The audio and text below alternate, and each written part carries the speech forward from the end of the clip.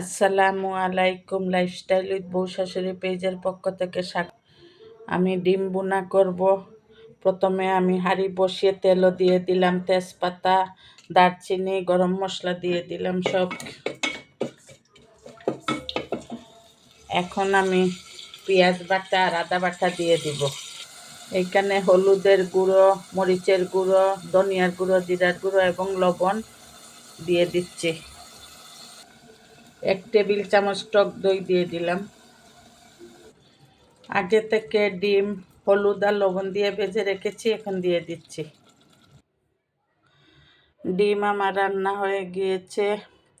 Lifestyle with বউ শাশুড়ির পাশে থাকবেন, আমাদের জন্য দোয়া করবেন। আল্লাহ হাফেজ। আসসালামু আলাইকুম রহমতুল্লাহি ওয়া বারাকাতুহু।